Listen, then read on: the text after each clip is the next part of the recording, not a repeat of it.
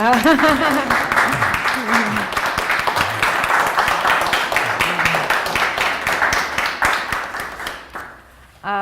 welcome everyone. Good afternoon. Welcome to Richard Beavers Gallery.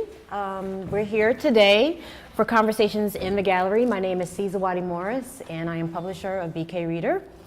Today is the first in a series of 6 intimate conversations that we'll be having over the next 6 months with local artists who are making major impacts, not only on the cultural landscape here in Brooklyn, but all over the world. So we're honored here today to have with us Frank Morrison. Oh. Welcome, Frank. Thank you, thank you, thank you.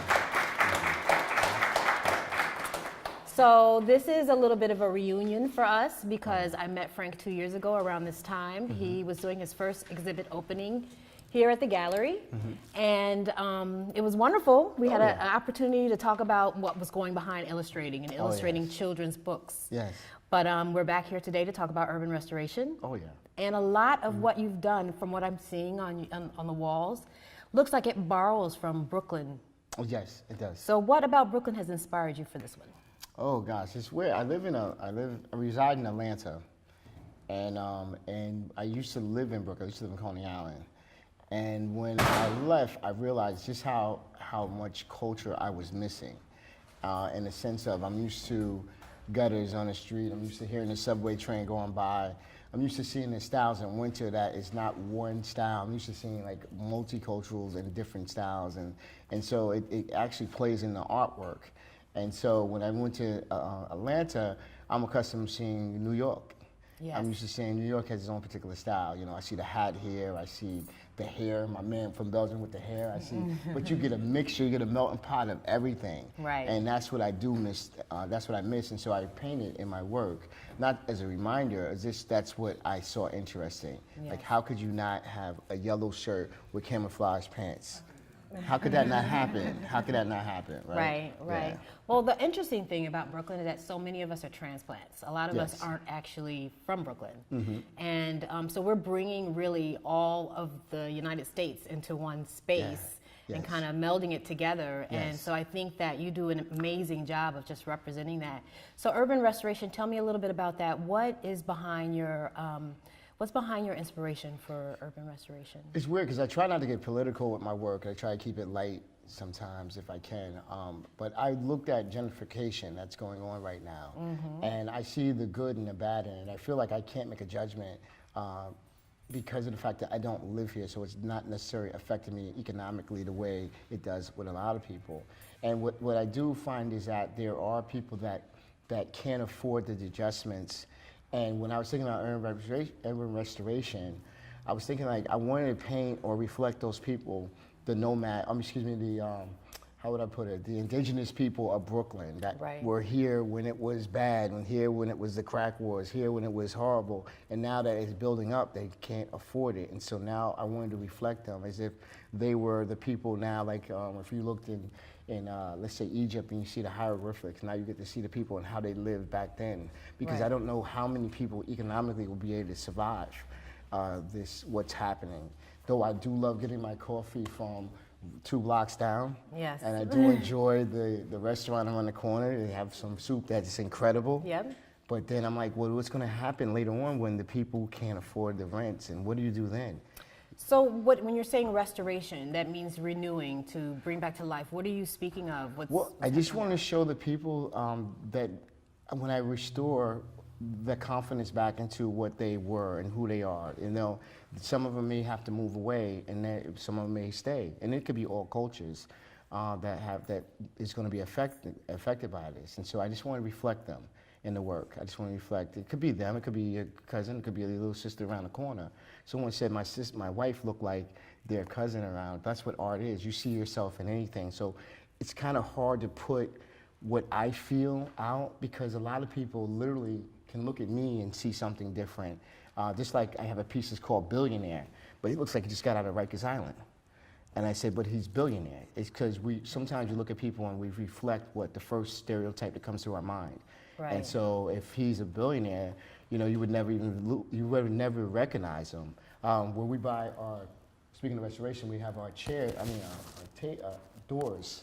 Mm-hmm. And there's this guy, I feel like I'm Chip and Diana on Fixer Upper. We're going around looking, we're looking for dumpster diving, looking for something we can restore that's old Brooklyn, right? And so Richard found this guy, and he has this great story about how he goes into brownstones and he guts them and disassembles them and brings them, you know, to his house, which is like a 3-story art gallery of doors, art, fixtures, anything you're looking for. And he brings them back and he resells them. He's not trying to sell them for like thousands. He's not trying to make $1 million off of it. He's just selling for like 10, 20, 30 bucks. Wow. And, you know, but you're buying history here. The door lock, you're not gonna find it anywhere else. And so, but come to find out, this guy, you would look at him and you feel like he was homeless. The house has probably got holes and mice and everything in it. There's no telling, this meme stereotype, I didn't see any mice. But come to find out, the man just sold like 4 properties, he's a millionaire. Yeah. But he's dressed as if he's the common guy that looks like he's like Sanford and Son, like he's one of the characters from Sanford and Son. Yeah. You know, and you would never know this guy was a millionaire. Yeah. That's the irony, I think, of living, not just in Brooklyn, just maybe even of communities of color. A lot of times what you see on the surface has not a whole lot to do with what's behind. And I think that's also representative in our cities. Yes. You know, a lot of times with it being such a concrete facade, we don't know what's really happening behind those closed doors. So is that what you're also trying to bring out in your art, to kind of demonstrate that, you know, it's not, let's dig a little bit deeper. Let's dig a little bit deeper. What frustrates me as an artist is that a lot of times, for instance, I go to the Museum of Modern Art and I'm there and I want to check out, I was just so happy to be able to see Leonardo da Vinci, that the last piece sold for $480 million, and so I said, okay, I'm hyped up. I said I'm going to take track over to the Museum of Modern Art. I'm walking around the museum, and I just fall in love with all the works that's there, and then I come across a Charles White, and I'm like, oh my gosh. I'm like, oh shit. Sorry, I know it's Facebook. I'm like, oh shit, really? This is the first time I've ever seen a Charles White in person, the original Charles White, and I'm sitting there staring at it, and I'm like, I'm gonna get as close as I can to this painting before they kick me out. And I'm literally just staring there and amazed, and across from it is a Leonardo da Vinci sketch that's only about that big, and the Charles White is probably about 40 by 80. And I'm just, oh my gosh, and I read about it, and it was inquired by the museum, and I think in either the 70s or the 80s, and I'm like, oh yes, one of us has made it. And it doesn't sound like, and it sounds kind of corny, because I'm like, one of us has made it. Because I only saw 2 African-American works there. Wow. And I'm like, okay, we have people from all cultures coming from all around the world to see the best art of the best times. Yeah. So we have the realists, we have the surrealists, we have the abstract expressionists, the cubists. We have everybody there. Picasso is there. Yes. We got all the guys that I love to study. And then, and then I start looking, I said, hold on. I see a lot of cultures in here and only 2 pieces by African American. And then I look around and I remember that, I get it. When I was walking through Target's parking lot the other day, they started putting the alarms on as if I was gonna rob them, and I'm walking to a bookstore. And I'm like, man, there's so much that we're missing sometimes by looking at us for who we are. You know, stereotypes really kill it. Yeah. You know, really kill it. And then who suffers the most is the African American or the unprivileged. Like we have an artist, his name is, I always call him, it's part of my sweat, these lights is killing me. We got my man, what's my man name? What's that guy? Nathaniel Quinn. Oh my God, he's killing it. And I'm like, yo, get it, son. Yeah. Get it. And it's weird because we cheer our artists on the way we cheered on my man, like Jackie Robinson. Yes. If you make it, we got Kadir doing it. And I'm like, I cheer them on because I'm happy to see these guys making it. We may not all speak, we may not be all buddy, but as long as one of us makes it, there makes room for the next person and the next artist to come up. So people don't look at us first and say, okay, that's a thug, that's a criminal, then maybe they say, well, he could be, he might be, you know, and then they can start thinking about African Americans the way we think about everybody else is we have good credit too. Yeah. You know, I'm sweating, it's crazy. Sorry. It's very interesting because right now there's something happening in art, pretty much all around. I think there's a bit of a resurgence Yeah. in a national resurgence in our interest in art, and now people are starting to look at art as serious investments. I'm seeing and hearing about, you know, celebrities, elected officials, people of note, you know, even young people who have money. Now they're talking about investing in art. So That's art what it is. That's why it kills me when I see people that can afford walk away and say, I need to get a TV. I'm like, wait, are you serious? A TV? Yeah. And I see I need to get a car, I need to do this, I need to do that. Do you know what you're walking away from? Do you know what if I had an opportunity to buy, let's just throw any names out there, back in the 80s, any of those pop artists, those pop surreal, that whole modern art movement, I would have said, you know what, I'll make the sacrifices. You hear these stories all the time on how people just took the chances and say, I'm gonna just invest in art. Yeah. And that is it. But sometimes we're only concerned about what people can see. The first thing they see. So I'm worried about my clothes, I'm worried about my sneakers, I'm worried about, you know, my vehicle or my house has to look a certain way because nobody's gonna walk in my house. Yeah. And so we're more concerned about that opposed to investment.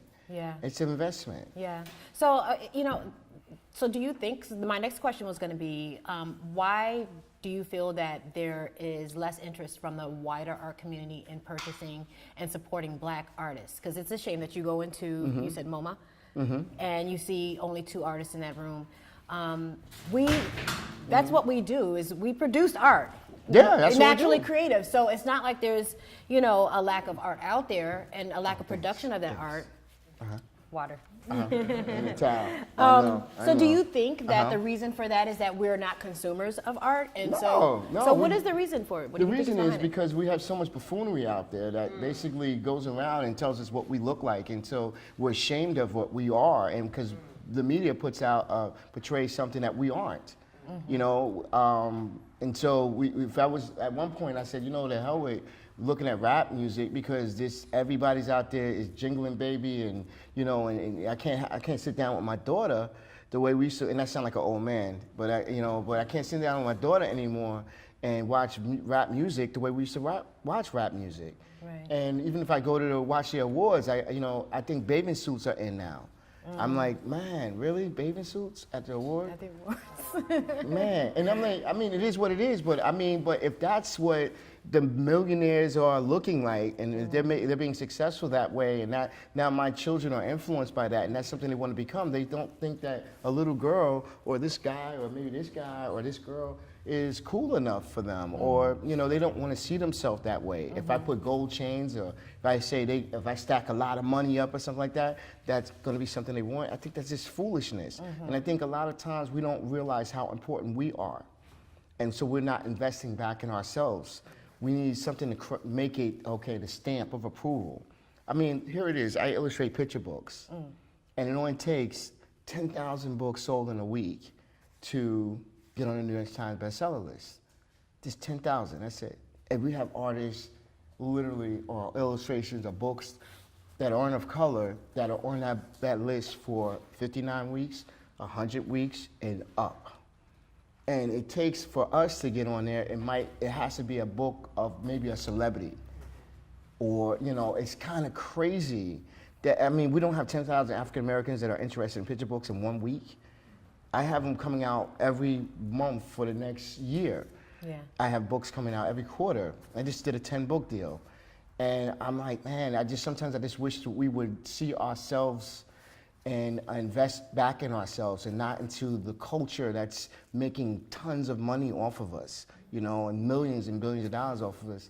Why can't you come here and invest in and then you have something that's gonna go up in value? I know sneakers, I just came from a sneaker store. It didn't have a name on it, it's dope. Everybody's in there dropping $300, $400, $600 on the new Yeezys just came out. No problem with Kanye. No problem with Kanye, you know, $700 sneakers, nothing wrong with that. $700 sneaker. Oh, sneakers, yeah. $700 sneaker. I'm sure it goes up in value. Yeah. But I got a print that just came out yesterday, $700. Only 30 in the edition. There's only 30 in edition. And that's an investment. No one's right there. standing around the line, around the corner, but you got Shepard Farley do a show, or Brainwash do a show, and you got lines around the corner, up the block. Everybody's ready to get in there. I'm gonna get that first edition I can. And you have African American, you have European, you have all nationalities ready to go in here and support these artists. But when we do a show, you know, What we do have we a good need? comment. So what do what do we need to change that? What you're doing here? Okay. Okay. Guilt. Well, Guilt. I don't know if we can. Guilt. I mean, and, you know, it takes people to realize that sometimes it's this information they just didn't know. Not to say we didn't have a great turnout. Not to say I'm not happy. Richard and I are happy with if 2 people come out to the show. I'm sorry, 2 people come out to the show. We're just happy that we're doing this. Not even for. And I told an artist the other day, it's not even for the money at this point. It's just we want to be represented. We want to say that we're here. Yeah. We want to play in those stadiums. We want to say, because it's unfair that, and going back to the museums and the higher end galleries, because if I go down to Prince Street, I don't know how many artists I'm going to see that actually reflect me, but yet they're graffiti, they're pop, that came from the streets, and yet I'm not in there. And I'm like, hold on, before it was a degree, these guys are vandals. They have more. A lot of these guys have prison records. I mean, they've been locked up. Now, what's the excuse? Yeah. But I'm not going to see anybody of color, maybe 1 or 2, and it's unfair because when my daughter and I bring her in, and I say these are some of the baddest artists out right now, and she can't see herself in it. And not to say that, but it is to say that. It's like you know, we don't get tired. I saw a movie the other day. Actually, I don't have a problem with dropping names. It was called Pets. And Kevin Hart was in it, and he played it. It was really dope, and we were laughing. He was hilarious. This movie was great, and they panned out and they showed the scene of the crowd. Anybody saw Pets? Yeah. You see the crowd scenes, right? And there's no African American. I just came from Manhattan. I could have sworn I seen at least every nationality on every block. And I'm not just saying we need to be able to put African Americans in everything. I say we need to be realistic on what society is. It's a melting pot. America is a melting pot. Yes. We should have all nationalities represented, especially on state-funded museums or whatever. If a movie, you're gonna have to put us all in there. Yes. Even Star Wars has African American, all nationalities right now lead roles. Yeah. Before it wasn't, but they even changed. George Lucas and Disney, they found that this is being misrepresented. We should all find ourselves and be influenced. Because my kids have, you know, they love watching cartoons. They love watching them, but they love Fat Albert. Yeah, of course. You know, who That's don't like something Fat you Albert? can, They that can you see relate themselves to. in it. Yeah. It might be a little cousin or something. So it's true though. We Yeah. all knew one of those characters. We Yeah. were related to one of those characters. So let's talk a little bit about your journey, your initial journey, because I think a lot of it starts with us as being children, what influenced us and what pushed us. I know you started out as a graffiti artist in the mid 80s, and then you started moving towards visual art with oil painting. Yes. And then eventually ended up with children's illustration, the drawing as a draftsman. So, but before all of that, a little birdie told me that you used to be a dancer with Sybil. Oh, do you guys wow. remember the song "Don't Make Me Over"? Don't Make Me Over. From the Yeah, early '90s. yeah, He was a background dancer on tour with Sybil. Yes, So okay, yes. so for a minute there, it looked like you might be going into dance, correct? Oh, no. No. What was that about? And how was that? Tell us a little bit about what it was like touring, being on tour, part of the music artistic family. Man, I as tell a you, it changed my background life. I wouldn't be here today if it wasn't for Sybil. I Why is wouldn't be that? here today if it wasn't for 2 people. Sybil, well, I have to say my mother, my parents, of course. I think my parents. But it was Sybil, and then I had my art teacher, Mrs. Moore. Okay. And those 3 came together, my parents and them, they changed my life. That's why I'm able to sit here right now, because my parents allowed me to go on tour. Sybil saw that we were talented, and she took us out of our 20-block radius, and we got to see the world. We went on tour. Makes a big difference. Yes. Changes your we went on total tour. perspective. And then we played at clubs. Some of them were gay. We were in a cage, standing up like 5 feet. We're looking down like, what the heck is going on? This is all guys in chains and leather coats. Like, what is this? Then you get the appreciation, because now you're in the music world. The music has everybody is together. Everybody's together. Everybody, if you could dance, it didn't matter what you were. As long as you could dance. You know, so we got appreciation. We started losing the stereotypes that we would normally put up the walls that we would see. And so we went all around the United States dancing, and then we got a call one day while we were doing a show. Anybody remember Guy? Yeah. Oh yeah, Telly Yeah. Riley. Yeah, so we got a call from Teddy. I mean, well, not Teddy, but we got a call from our agents and said that they wanted us in Paris, and we were like, really? Get out of here! So you got to, how old were you when you? I was about 16. Wow. 16, See, 15, that's a 16. chance of a lifetime. Chance Incredible. of a lifetime, right? And so I thought we were going to Paris, Texas, but it wasn't. And we had to get passports and everything. We got on that plane, and you know, before that even happened, I had to go back to Mrs. Moore because I had to ask every teacher. Literally, it was around this time of year. We were going to be gone for like 2 weeks. 1 week was going to be while we were. Could you stop? What is that? No, I'm joking. I'm joking. You all right, brother? You want my water? You good? You good? All right. Yo, so but either way, we were. It was like 2 weeks left before the winter break, or a week left, and we had to go around and ask all our teachers if we could go, if our grades were high enough to be able to go. Yeah, and of course. everyone told me yes, except for my art teacher, which was my first African American teacher. And what I was did like, she say? "Are you kidding me? Weren't we the same? Okay. What kind of homework?" She said, "You have to take a homework assignment with you." I was like, "You got to be, come on, Miss Moore, really?" And I complained and begged. And she was like, "Well, I don't know what to tell you. You're not going to get my approval until you do it." And I said, "You got to be kidding me." Right. And I said, Holding "All you to a right." standard. That's good Yeah, though. yeah. All right, so after I said, said a couple of things under my breath, I took the homework assignment with me, and I let Sybil know, and somehow I know this. Sybil, well, the road manager, everybody knew I had to do this homework assignment, and it was to go to the Louvre Museum.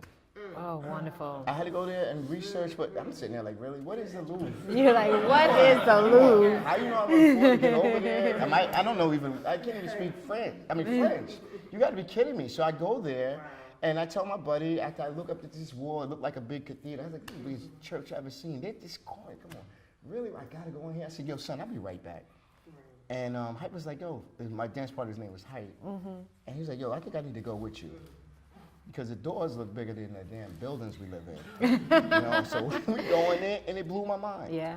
It takes 3 days to walk it, but I mean, we did it, and we didn't walk the whole entire museum, but we got up to the Mona Lisa, we got up to everything, and I don't think I found that homework assignment at all, because you told me something, just like Richard said, be here at 2, I got here about 2:15. I'm hard-headed, but what happened is, I didn't find a homework assignment, but I found art, because before that, I found graffiti. Then I found art. Then I kind of mixed it together, and I realized that all those artists that we were talking about in school, I didn't care about Rembrandt because, I'm looking at... It didn't necessarily speak to you or your experience. No, they weren't the writers. They weren't on the walls, Yeah. I didn't see those guys, and so I didn't get it until I walked in there, and it changed my life. And, that's what I took. Yes, we met a lot of people. We went on tour. We were in a movie, New Jack City. We did a lot of things that was different, and we influenced a lot of people to that, because it was around that time when we were going into hardcore hip-hop, and rap, and we were going into the club scene. That's when the hip-hop and club split. Kind of split, yeah. Kind of split. You that. had the people that were more, then you had the house, like Queen Latifah. Yeah. And they would come into my house, and we had that house music. And so what it did was, it was kind of weird, because you could be a thug if you wanted to, but it was okay to be conscientious as well. Yeah. Back in those 90s, we had a mix. Yeah. Now it's like, what is this? Really? What is this? Well, come on. But speaking of influence, also your brother Sharif told me that, or to ask you about a certain person from Digital Underground. Oh God. That was instrumental in pushing you to move forward with your art. Man. And then you, with him as well, move forward. You want to tell us who that special person is? Well, it was crazy. We had just flew into the French Riviera. We went to Paris twice, but we were in the French Riviera, and we flew in. We were doing Cannes Film Festival, and it was kind of weird because it was Rosie Perez was there, and that was before she was a dancer back then. She would choreograph. And we had met her, and then we had met a couple of other people, because there was a bunch of guys performing, a bunch of artists performing. And at that point, before Nilly changed everything, when they got caught lip syncing, it kind of ruined it for a lot of artists or dancers, and that's really what happened. It ruined it for artists or dancers, because now they had to bring a band to show that they were performing and could perform. Wow, and I didn't let them realize see that they weren't lip syncing anymore. And so that kind of ended a lot of videos and performers going on tour, unless they could really afford to have both. So anyway, we had our break, we did our performance, we had our break, and we're hanging out at a club, and we're all talking about which club we're going to hit up, and Rosie and her crew was saying they were going to go to, I don't know what club, and you tell me something, I forget it the next day, or it's 5 minutes later. And I couldn't remember the club they went to, and so we ended up going to another club. And we're in there, and it was kind of dark, and it was kind of corny, and the music was low. We're like, is this like a jazz club? Really? What is this? We're used to the Sound Factory at that point. And so we're walking around, and we don't drink. We're a dancer. You don't get into all that stuff. But so we're like trying to find a little spot to chill out at, and we see these guys come up. We think they're bouncers. And we're like, what the hell? Who is these guys? And they come up to us. They said, we just saw you guys performing, and we love what you're doing. We would like for you to, dance for us. And we're like, okay, what are y'all doing? Who are y'all? Well, we're doing something called Rap Mania, and we're the Sugar Hill Gang. And I'm like, Sugar Hill Gang? The hip hop. Yeah. I'm like, oh, snap. I'm like, excuse me, oh, snap. Yeah, sure. Let's, waiting. And it would just so happen to be a break in between Sybil, and we booked ourselves with the Sugar Hill Gang. And it was weird because, they wanted us to teach them how to dance. And they're, I guess, my age now, back then. And now I see my age now, why it was so hard for them to do those moves. Yes. Because they were like me, I'm going to show you how to do it. But they were just, okay, that's about it. They did a little movement. And you can Google it. It's on YouTube. It's Rap Mania, Sugar Hill Gang, Rap Mania. So it'll pop up. But either way, we saw this other guy that was there, and he was this like a clown. Like, what the hell? This guy he's got this nose on with his glasses, and he's got a cigar, and he comes up to us. We're like, and he's like, yo, you think this song will be a hit? And we're like, who is this guy? And he played this song, the Humpty Dance. And I'm used to club dances. I'm used to, we're talking about, house music. We're talking about, don't. So you telling me this sounds more hip hop. So I gave him my opinion. I was like, yeah, sure. And we look at each other like, is it really going to be a hit? And you guys know who it was. It was, who was it? Who? Digital Underground. Oh, you know his name? Oh, you got the album, huh? This guy, really? Like it was yesterday. So anyway, make a long story short, they had a dancer at that time. So there you go. Tupac. Yo, but he was nothing like what we expected. Nothing, at that, we didn't know him at that point. He wasn't the Tupac that you guys know. He was still a dancer. And when we seen him, he was in this corner, and it was quiet, and he had, one thing to maybe even walk up to him, because he had a pen and pad. And that pen and pad, he was just writing, and I thought he was a graffiti artist. So I was like, oh, snap, let me go see what he write. And I said, yo, what are you doing? What are you doing? And it's kind of weird now. I'm like asking somebody what they doing while they sitting in the corner writing. And he was like, I'm writing poems. And I'm like, really? Son, you in a club writing poems? I just figured he either was breaking up with somebody or trying to get back with somebody or trying to get what, whatever. I'm like, really? We in a club, you writing poems? And then I didn't know, and then we didn't know, but he became Tupac. Doug out there, but he was quiet, cool, and collective in the corner when we met him. Did he see your artwork? Did he know about your art? We didn't have Instagram back then and phones. How would? No. I didn't bring a sketchbook with me. I didn't have my black book or anything like that. I left, and I did draw, but it was at the hotel. We wouldn't bring it out with us. But no, and we never met him again. We never seen him again. But it was just weird to see somebody that in the beginning and how they change over time. That was something. Yeah. Yeah. So you didn't see that coming at all. Did you see a hint of that, of Tupac, and what you see now? Or no. Later? No, but when we did perform, I didn't.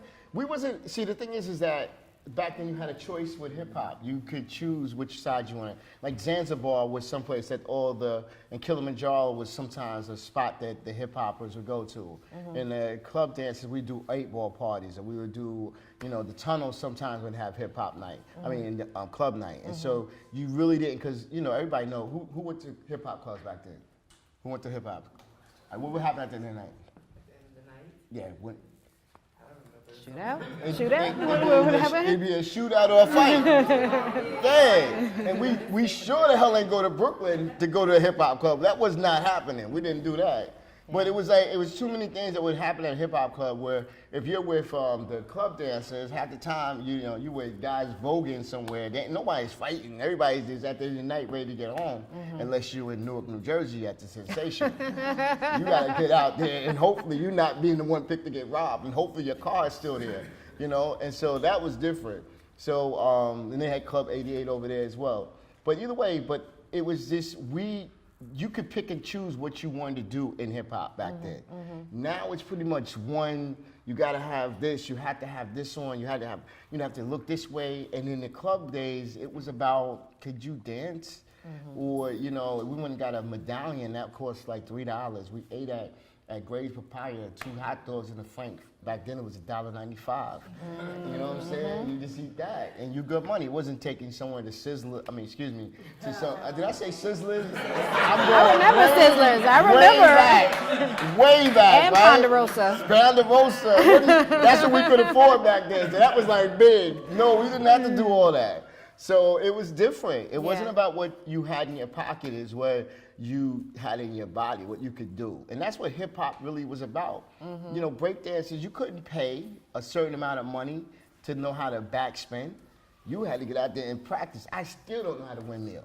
Still don't know how to do it. I don't know how they do that kind of stuff.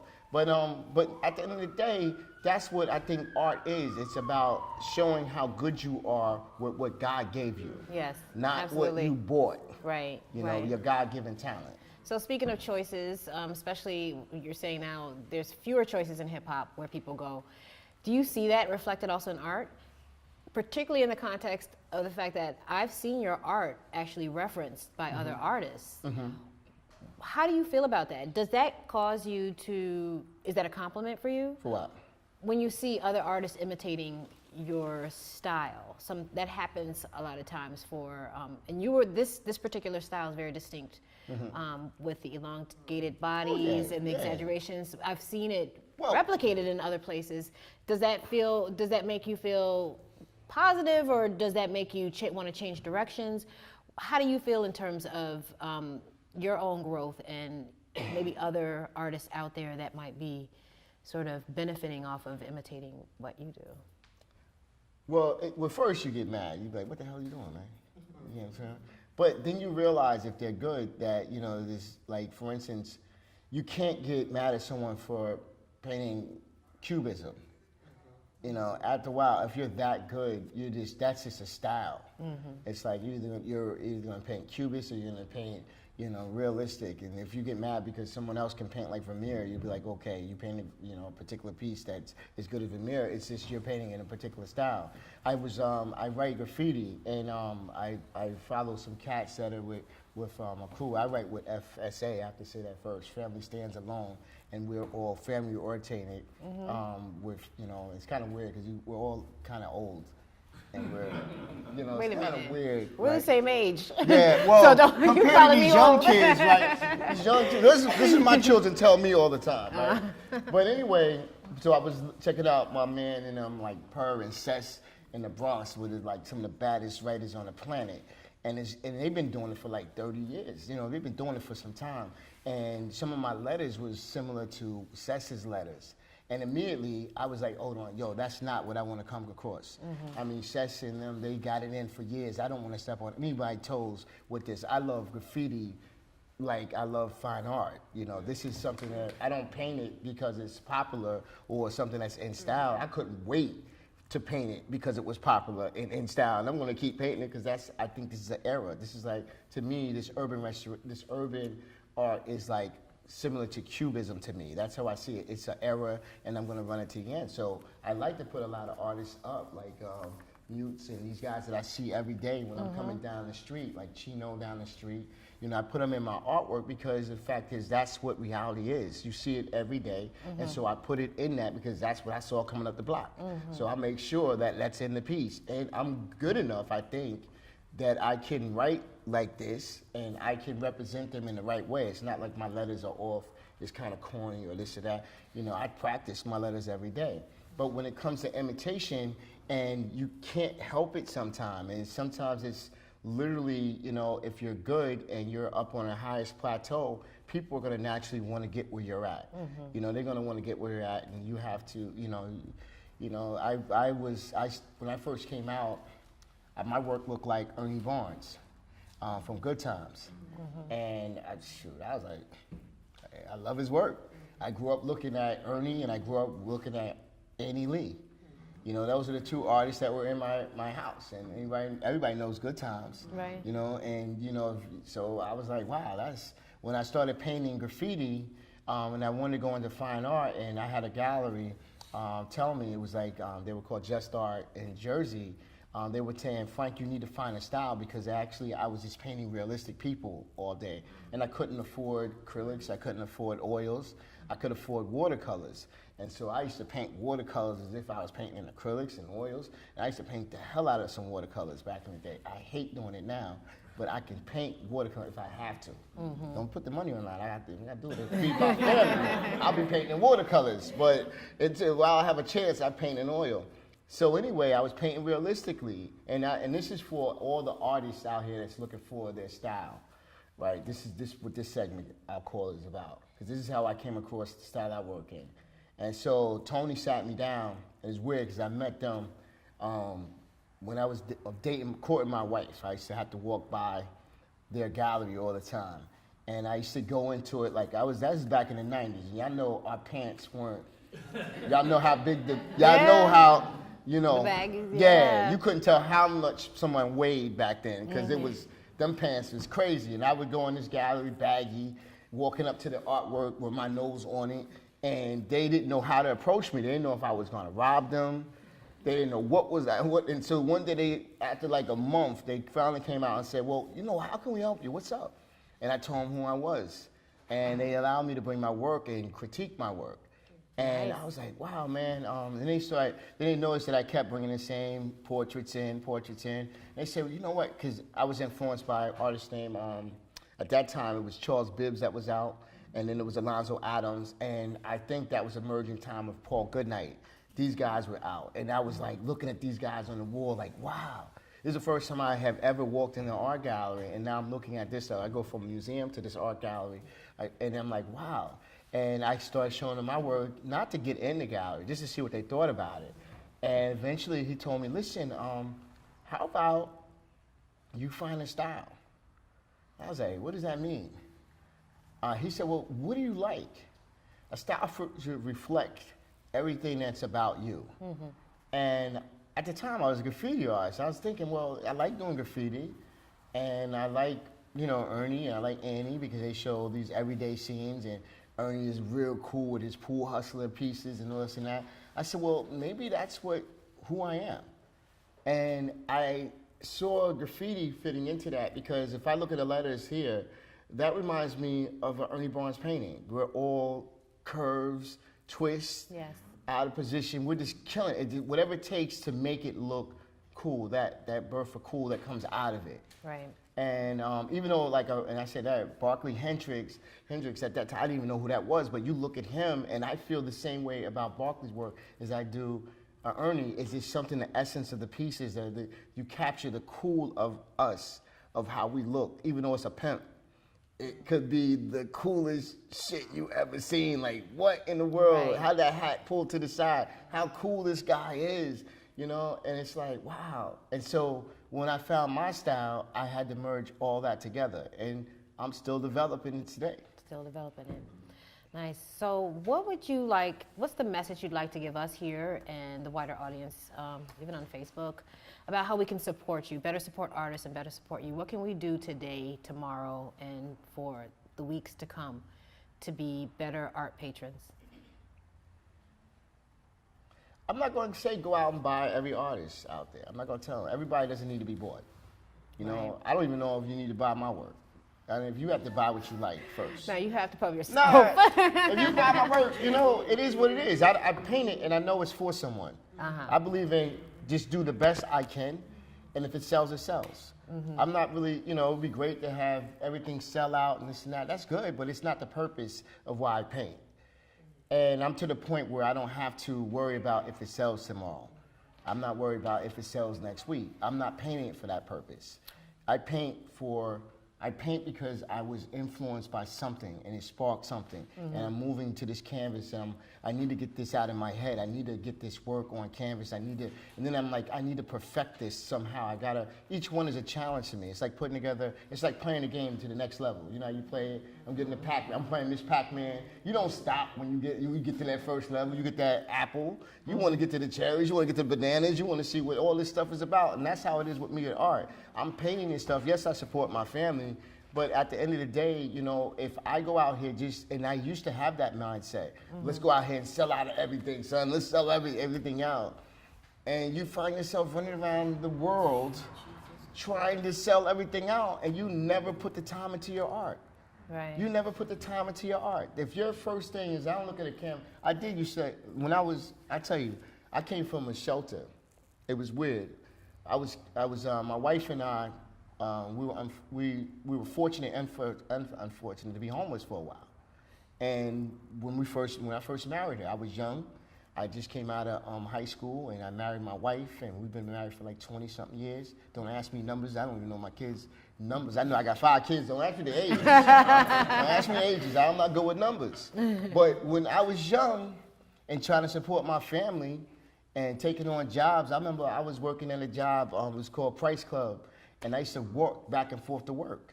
I used to walk up 2 shirts, one to walk in, one to work in. And the biggest thing I could get was a bike. That's all I wanted was a bike. Now here I was on tour, going around the planet. Now I'm just want a bike. I was coming out of a plane. I just want a bike to get back and forth to work so I can support my family. Because I chose to take the hard route. I was accepted to every college that I wanted to go to. Every college, but not the one I wanted to go to. I wanted to go to School of Visual Arts because I didn't know how important college was or art school was.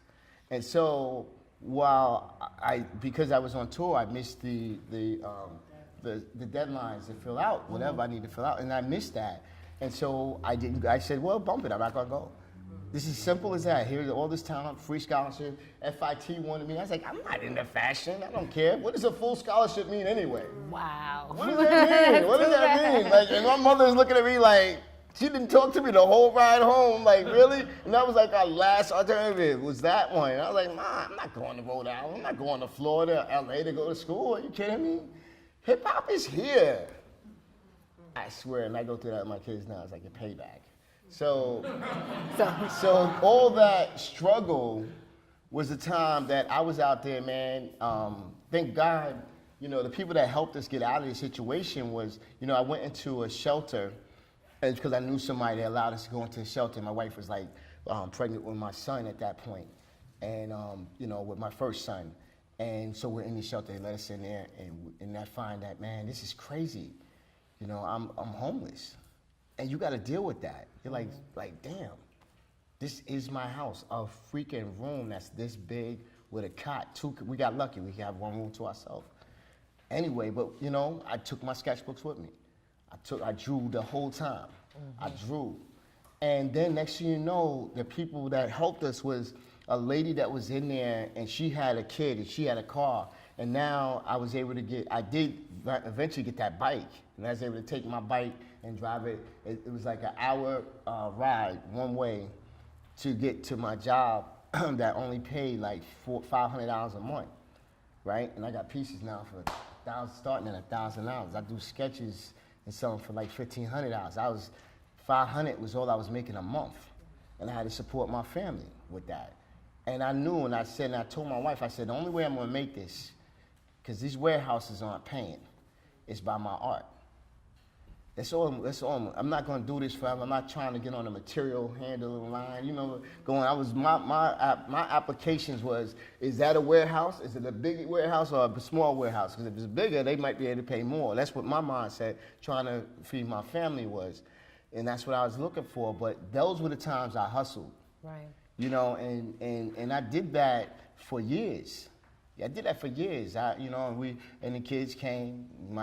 I had another son, and I have my daughter, and you know how daughters are. You're like, man. But before I even fast forwarded that, it humbled me. Mm-hmm. Yeah, it humbled me because now the people that are helping me out is the people that somebody would never even walk up to. Is now helping me out. And it's a lady, her name was Tina. God rest her soul. She came up to us and was like, listen, I like you guys, I want to help you out. And I was like, okay. She had a car. That was like cigarettes in jail. You got a car in the shelter? What? You doing it. You shouldn't even be here, right? We didn't care if it made all the noise in the world as you came up the block. That didn't mean anything to us. She helped us. She helped us look for apartments. And then I found my first apartment. It was a studio. It was about from here to the door. It wasn't this wide though. It was a small ass studio apartment. And I felt like I was on Beach Street. You know how when he finally got his place and spray painted all over it? You know, it wasn't no music, but we were like, oh my gosh, finally we found a couch, brought it in there. Wasn't no IKEA. It was whatever somebody could give you. Right. And we found our place, and now the ride now is about another hour long on my bike. Mm-hmm. But I didn't care. I got on my bike, rode it, and I don't know how God did it, but I never popped my tire. I never popped my tire. I rode all that way. I never popped that tire. I was good money. I rode back and forth. But go back to the art thing, I would take pieces of paper, watercolor paper, because that's all I could afford was watercolor paper. And I saw my first show with Leroy Campbell. I found out about Leroy at that time. And so I looked on the watercolor paper and I would rip it up. I say, okay, out of a sheet that's 30 by 40, I can cut this up, divide it. This is 100. Excuse me, this is $75, this is $50, this is $40, this is whatever, because it wasn't no, I wasn't selling it for anything to thousands at that point. I was trying to get that steak this week, or I was trying to take her out maybe, or get some snacks for the kids or something like that, because we weren't on welfare. Mm-hmm. I was still working, trying to make it happen. Well, that's a testimony. That's definitely. And so those were the days that I cared about what sold. That's what the days when I was out there trying to worry about if this show was going to sell out, that show was going to sell out. Now I'm to the point where I just want to influence as many people as they can to realize that they are important, and I want to show that our people can do something artistically. You have the people with the degrees that are killing it, and I'm proud of them. I give it to them.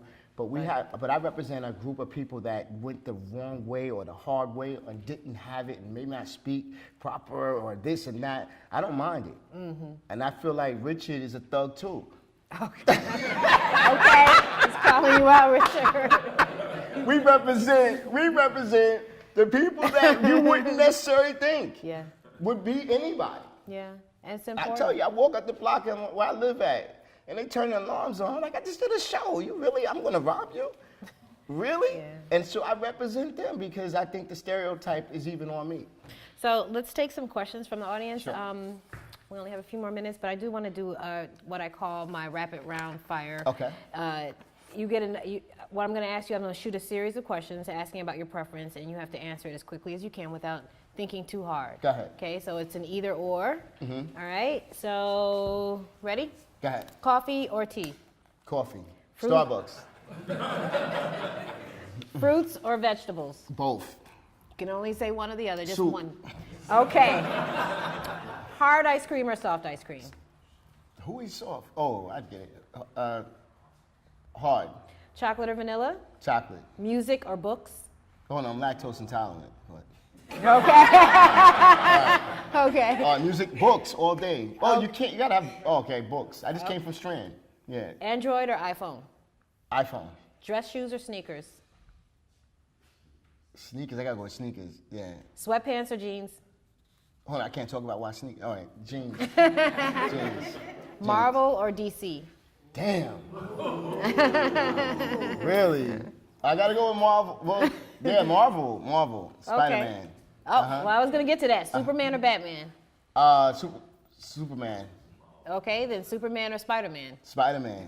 Okay. From the hood. Yeah. Yeah. I agree. Uh-huh. Netflix or the movies? Netflix. Okay. Netflix. They have those series. That Yeah, they don't, love it. Board games or video games? Video. Okay. Red Fox or Eddie Murphy? I gotta go with Red. He was first. Yeah, Red. Red. Martin Luther King or Marcus Garvey? Martin. Okay. Patti LaBelle or Whitney Houston? Oh, I gotta go with Patty. Prince or Michael Jackson? I gotta go with Mike. They're the originals. Yeah. Okay. Tupac or Biggie? Oh, come on. Come on. Come on. It was on the train?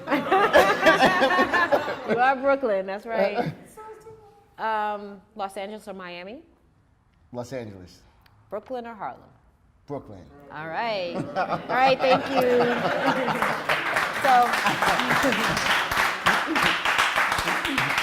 we could take some questions. We could take some questions from the audience if you have any. So we have two artists as children. My daughter is a writer and my son plays saxophone, Lord, he'll kill me if I say trumpet. And so when he walked in, he immediately liked that piece, right? So I said to him, I said, did you see the price? And he's like, oh, that's all it is? I said, oh, you got money like that? Oh, that's what's up. So I say all that to say, how do we as parents, because we're big proponents of the arts, how do we best support our children knowing what you saw from your parents' perspective and you being an artist now? Man, I'm gonna tell you what really was a turning point in my art career was, besides going on tour, you had to have the skills to get there to understand what you're seeing. And that came from going from big markers that were or number 2 pencils to my mother had bought me a designer set of markers that were 30 or 40 in a set. And that changed my color scheme. So just having those materials, even though it stunk the house up, they said, all right, Frank, I remember James saying, all right, Frank, you gotta stop with those markers, they stunk like hell. That was all alcohol in the air. But if you buy the supplies for him, just buy the supplies for he or she and make sure they have, it doesn't have to be a ton of stuff. You don't need to put, my son is asking me for every tablet out and some of the stuff he's asking for, it costs $4,000. I'm like, really? Really, you're in the 9th grade? This is no job yet. There's no job for this. But they take advantage because everything I buy art is a write-off, so they keep telling me that. Right? So, but I'm horrible as an artist and a father because the only thing they gotta do, any child that walks into an art store with me, I'm pouring supplies with them. I'm like, oh, okay, here, take this, take that, buy this. I have kids that come to my studio, black and white, and they come up and they tell me, they ask me for advice. And the first thing I do is supply them with all my books. Now, you're not ever going to get a book from me if you're an adult. I don't give any of that stuff away. But these kids can come up and I give them, go ahead, pick out a book, as long as you bring it back. As long as you bring it back. So you have to supply them with art books and things that they are influenced by, whether it be cartoons or comic books. Take them to a comic book store, or I think, or even a Barnes & Noble might have a graphic novel area, and they can mimic or redraw these characters, and that way they can work on their anatomy, and so that would just be one way. Just supply them with what they need. A pencil, definitely get them a drafting pencil, like a mechanical pencil, so you don't have to worry about losing your point. Yeah. I have one more question as well. So I know you're promoting the arts, but I'm also curious to know if at any point you'll have you'll put together a collection of all your books, first edition signed, because I'm a first edition collector. So I'm curious about that piece. No, I don't really. I'm always thinking ahead. I don't really go back and look at what I've done. So I would leave that up to a curator. I'm doing a show in Arkansas for the Clinton Foundation, and they're gonna bring together a bunch of my books and do a retrospective of my work. But I'm still alive, so I'm just kind of scared. Yeah. All right. What's up? So I'm sorry, what happened? Oh, you want? My bad. That's okay, we can go. Go ahead. Wait. So Kenneth Parrish, I do a lot of traveling. Not really an art person anymore with art in the house. I don't really have that appreciation, but I do go to museums and travel. Yeah. I've been to Paris a couple of times. I've only been and spent 5-10 minutes in that. I had been to the Barnes Foundation, and I went to the Barnes Foundation with French people. Yeah. And I was really, I'm from Baltimore. Okay. And I was really blown away by their response to one particular painting in particular. I don't know if it was Manet or Monet or whatever. Yeah. But they were having like orgasms Yeah. in front of a piece of art. Yeah. Yeah. I've never seen anything like that. Yeah. All right. And so this is Was it exotic? Was it an exotic piece of art? What do you, I mean? You know what? No, It was my bad. probably some My bad. classical Okay. piece All of right. art. I'm not Okay. a big art Yeah. person. I'm a culture person, but I don't really appreciate art now. So what the hell's the question? Have you ever been in front of a piece of art and been moved in a very visceral way? You ever been brought to tears by a piece of art? No. Oh. No. I'm fascinated with it to the point that I'm like, okay, I'm trying to get to that level. To that. So I'm inspired by it. But believe it or not, I get more excited, if you want to say that, about graffiti. To be honest with you, because these guys taking chances. When I see someone that wrote on a damn on a bridge with nothing underneath them, and I'm like, okay, how high were you to get up there, physically and mentally, to get out there and paint your name on a bridge? That's crazy to me, and they're doing it for me.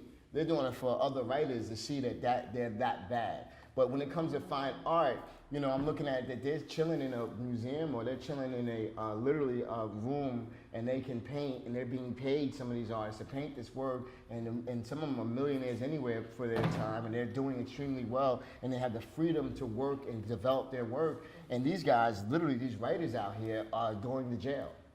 They're going to jail just to put their name up. So I'm like, I always take time to look back at those guys, and I'm more amazed, believe it or not to say that fine art doesn't have its place in my heart and soul, but I'm more amazed at these guys. And I was talking to my man Poe, and he was telling me that he actually went into a building, broke into it, found a way up to the stairs, through the rats and bats. Bats? I'm like, to get to the rooftop to write his name, and so when we ride by on a train, you can see it. I'm like, what the? What the hell? Because I'm like, how'd you do that? I didn't even know there was going to be a story to go with it. I was like, damn, really? And so when you look at the things they get to do, because a lot of those writers don't have any other way of showing their work. No one else appreciates them other than me. And I'm not saying me in general, other writers that can appreciate what it took and the skills it took to be able to do that. So that's where I get my, like, oh, wow. That's where it comes from. Okay, one more. Yeah. Yes. So, was there ever a time that you wanted to give up on yourself? And if so, what gave you the ammunition to go back again and just keep going? Well, there's a song. No, I don't give up. But there's a song. I find what I do is I surround myself with greatness. When I don't have anyone that can speak. I told this guy the other day that I surround myself with people that are better than me. And I said, if I can't call them, I go into my books. I go into my library and I find it there. Mm-hmm. I just want to constantly be influenced by positive images. And there was a song back in the day Eminem did. It was Lose Yourself. And one of the lyrics was, it was basically saying that there is no other chance. There is no failure. Failure is not an option. And I don't see failure as an option. And it's tough because even when I look at gentrification, going back to urban restoration, it's hard for me to be sympathetic towards things that I overcame, and it wasn't easy. You constantly work for tomorrow. You work for next week. You work for next year to build a future. As long as I have breath in me, I'm going to be painting. And I'm going to be trying to be better than I was yesterday and 5 minutes ago, always. And so that's just who I am. And so that's just how my DNA is. It's hard if you're a friend of mine because I expect that out of everybody around me. And so I'm not like a good person to be around. If I curse you out, I tell you, I kick my man Dave out of the studio every day. I'm like, okay, Dave, get the hell out. He's a good buddy of mine. And I'm like, when I go in that focus mode, it's a wrap. And if you're around me, you're either gonna be contagious or you're gonna be allergic to it. So that's how I am. Yeah. So thank you, Frank, for being with us here today and sharing with us. Can you let our live audience know how long your exhibit is going to be here at Richard Beavers Gallery? I think it's like 90 days. It opened yesterday, and it's until January 28th? Okay, so come check out Richard Beavers Gallery and Frank Morrison's work, and that's it. Thank you, guys. No problem.